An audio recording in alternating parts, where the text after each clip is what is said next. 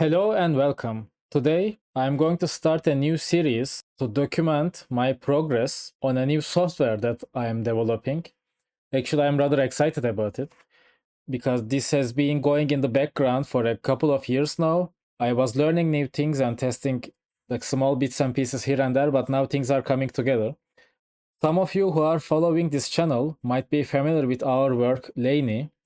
That is a software package for analyzing layer fMRI data or high resolution MRI data in general.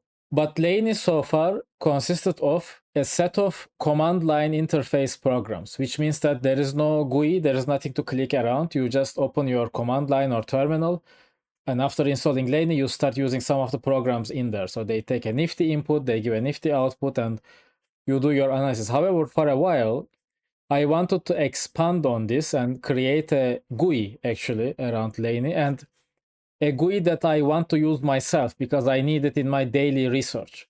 I work with lots of high resolution data both in anatomical and functional domain, and the data sizes are getting larger and larger with new methods being invented and developed every day. And therefore, in the latest release of LayNii, that is 2.9.0, if you click here on GitHub on releases, you will see that this is our usual improvements nodes. But there, if you read carefully, you will see that we are introducing a new program called LayNii IDA. And IDA standing for Integrated Discovery and Development Application. So, okay, without prolonging too long, I would like to show you immediately what it is capable of. So first, I am going to use one of our LayNii test datasets that are available in our repository. Actually, you can see it even here. If you click on LayNii and test data, you will see that we have a bunch of nifty datasets that we use to test LayNii. And now I'm going to use one of them called bold NiGZ, as you can see here. So okay, let's have a look and let's try to explore what LayNii IDA is capable of doing so far. So what I did was I clicked on it and I in Mac Command Option C that copies the full path. And now in this little text field, I'm going to paste that full path, you can see. And now this adds the nifty file. So you can see that there are a couple of information available about it already. So if I click, for instance, here, show full header, you will see that it already shows you the other details in the nifty header. This is pretty handy because sometimes you just want to quickly look at the header information, right? But this is just like the minor part of it. When we click on load data, it loads the fMRI data. And you can already see one of the things that I have really pushed for and optimized LayNii IDA for, and that is a really fast visualization of the time course data of each voxel. I can zoom in a bit by doing shift and wheel, mouse wheel, and see I can very quickly have a look at the time course, like really fast. It is actually 120 frames per second precisely. And in this data set, of course, there's a region that shows a very clear functional activity. It is here, you can see, look, whoop. And if you actually double click, it remembers that voxel. So you can immediately compare different time courses like so. But more than this, actually, I'm excited to show you the following feature, and that is the written here, the time course correlation controls. If I enable it, immediately I get a correlation view, and this is a voxel-wise correlation map. And you can see that it is basically real-time computing the voxel correlations from the voxel that my mouse is hovering over right now with the rest of the image. See, when I stumble upon the activity, you can see that there is very nice like activation map already happening here. The other thing you might notice is that once you double click, you basically pin that voxel, and now you are free to move around in other dimensions. Still showing you the full voxel-wise correlation patterns. And then you can start comparing some other maybe unexpected fMRI patterns with the voxel that you selected. For instance, here I catch a voxel time course that is anti-correlated with my activation pattern. You can see here this gray matter.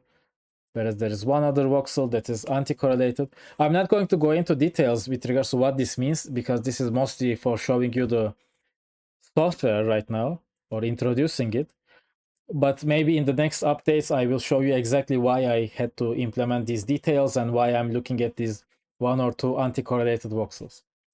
Okay, moving on, I would like to now show you a different data set, and that is the Kenshu data set. That is a whole brain movie watching data set. I can again copy the whole path, paste, and add. And now I have the second Nifty available. The moment I load the data, I will start seeing the image. So this is actually a couple of gigabytes, so 2.73 gigabytes when it unzipped. Takes a little bit of time, but it's all there. And you can see that similarly in the whole brain, let's say 0.8 millimeter, I mean almost 0.8 millimeter isotropic data, I still have this like really fast time course visualization. And now this is the part I'm really excited about with, and why I had to develop this software. And that's the real-time correlations. Look, I can, for instance, go there and immediately catch the auditory network. This was a movie watching task where the participant also listened to the sounds or the audio of the movie. See, I have a nice activation pattern there that is basically like a data-driven model. It's voxel-wise correlations, right? So basically, whatever voxel I'm hovering over, I take the time course of that voxel's data and correlate with every other voxel in real time. Okay, and this is the auditor network. Let's have a look at the visual areas. And nicely, for instance, here, you can see that we have some bright activity. Oh, by the way, like when it is completely red, it means that it's correlation 1. As you can see in the tooltip menu, next to the mouse cursor, correlation 0.8. And when you go to negative, it's minus. So when it is blue, it's negative correlation. When it is red, it is positive correlation. And you can also adjust the underlying image's brightness, like so.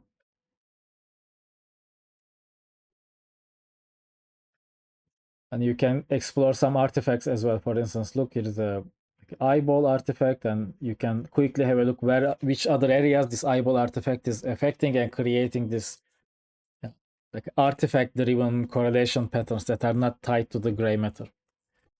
But again, like this is a bit more going into the scientific part, and I'm just like demonstrating the software for you now.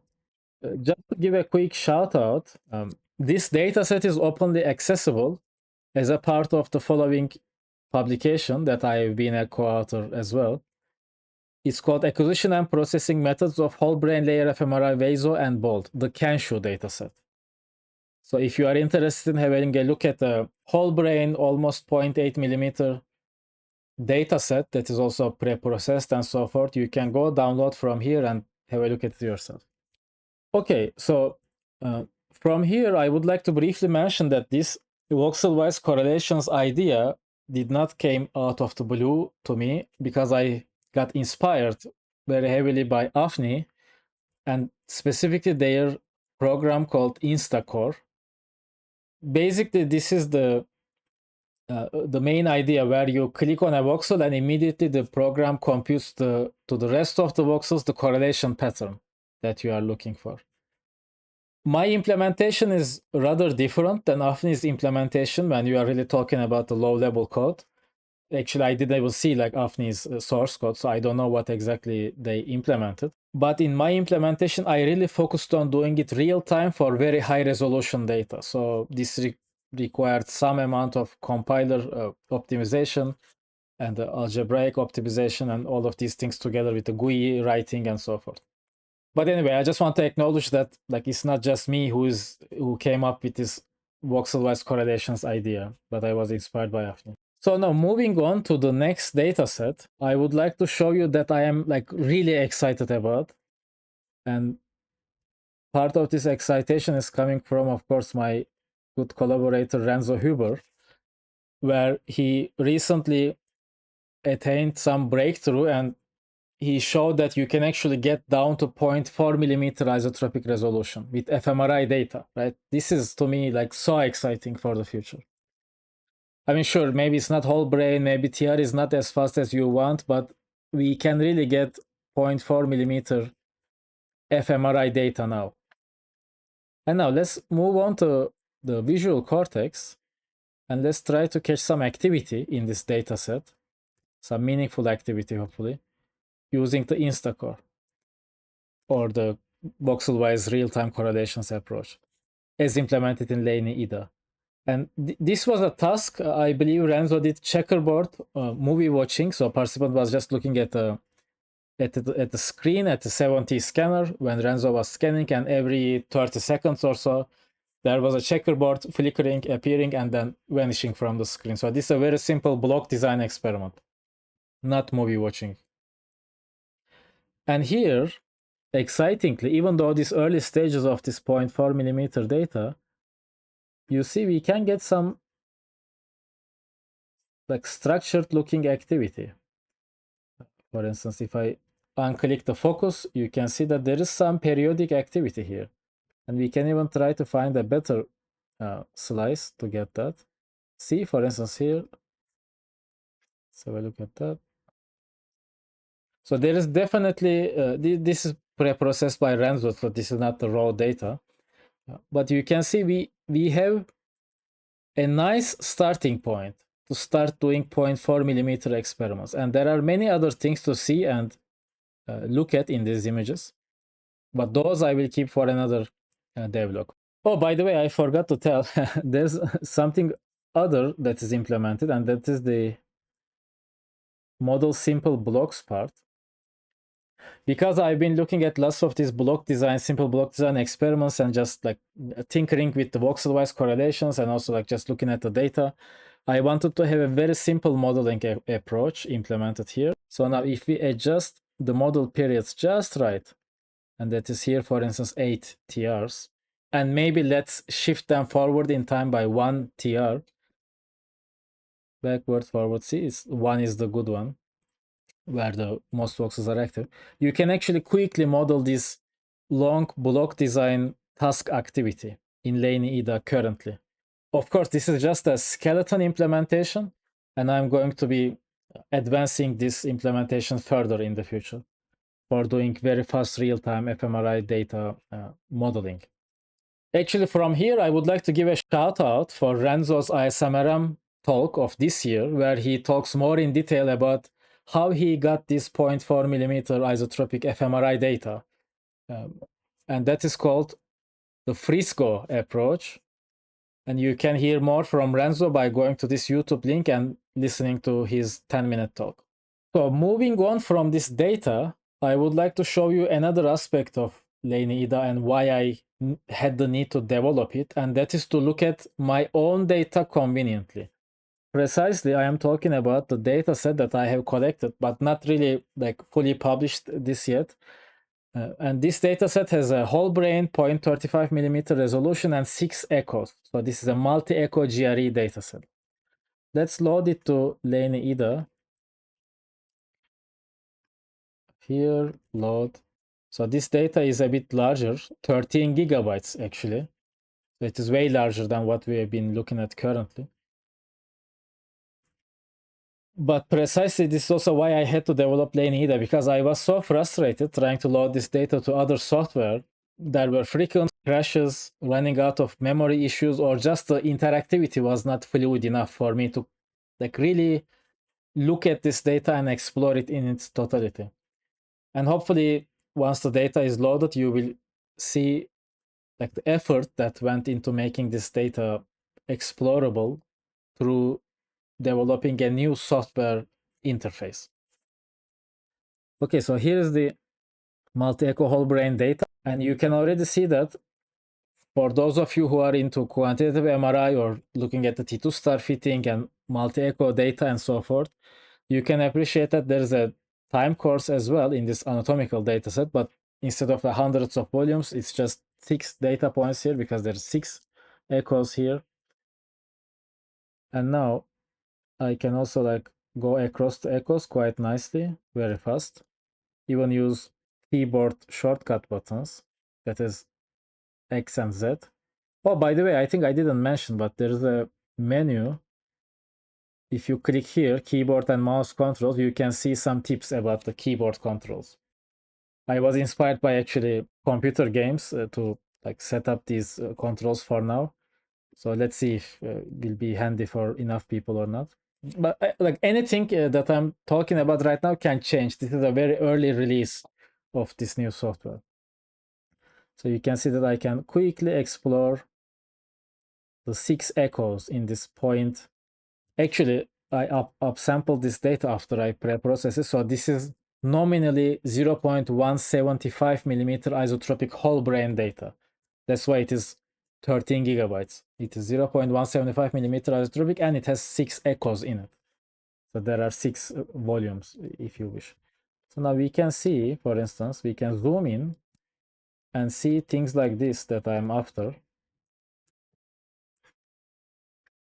See, for instance, this little white thing that is kind of moving around from echo to echo. See, I can play it like a movie and I can quickly see how this white thing is moving across the echo. So again, like I will not talk about the scientific part right now, but just I wanted to show you a use case where I really had to develop this thing of my own and to really make things fast and convenient for myself. That white thing. I hope I can talk about it in the later episodes.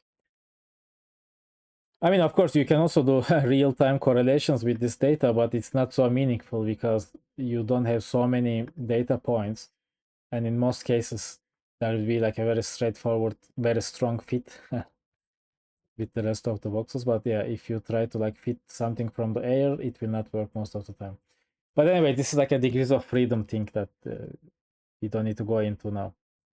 You can do correlation analysis here as well, but it's like not so meaningful to do. I just wanted to showcase the capability of the software. Okay. Oh, by the way, I can also adjust the brightness and also even create a little mask to kind of explore which maybe parts are clipping and not and things like that. See, for instance, here we have this very bright voxels. Okay, so if you are curious about this data and the other things relevant around it that I'm working on, you should go to my latest preprint, and that is here in bioRxiv for now. It's called the whole brain mesovein imaging in living humans using fast 70 MRI. And I made some portion of the data already available. Of course, like full portion will be available later. I didn't have just time to do it. But if you are intrigued by this 0.175 millimeter data that's originally acquired at 0.35 millimeter in living humans and so forth, please check this out. So lastly, I would like to show you a data set that I have also developed this specific program for, and that is my collaborator Allard Röbrecht's dataset. This is a fascinating dataset. I think I mentioned maybe a couple of times in the previous videos, but this is the whole human brain 75 micron isotropic resolution dataset. So it is quite large, but not as large as the multi-echo data that I showed you, this 9 gigabytes here. Although like I already cropped it a bit. And again, like I was looking for this very fast interaction and really loading this data easily and working with it easily. So for instance, here I am zooming into the visual cortex now. Oh, by the way, you can move the windows like this. Maybe I didn't show. You can really have a look at you can directly see the layers of the cortex. See, for instance, here, stria of Gennari, it's there. Maybe you can see some further details. So basically my idea is that, okay, like now the viewing of this dataset is way more convenient through LayNii IDA. There is not much more around it other than maybe creating simple masks like so and looking at some specific like data ranges.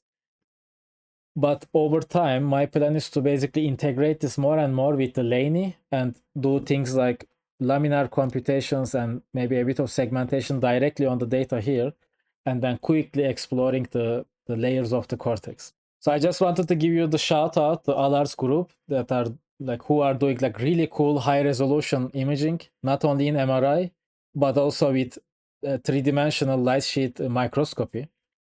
So if you are interested, please check out. And also, of course, my interest is to, in time, integrate LayNii IDA even together with this histology light sheet microscopy data. Okay, so I don't know, this was maybe a bit all over the place, but I just wanted to start doing it. And hopefully in time I will figure out a better way of going through these devlogs, but here you go. So lastly, I would like to again emphasize that LayNii IDA is already available. It is compiled for Linux, Mac, and Windows. I couldn't test it in many different computers yet, but in time things will be smoothed out. But anyway, I just wanted to start with this developer's diary and see how things go and document my progress and the features that I implement and so forth. Okay, so that's all for today. Thanks for listening and see you next time.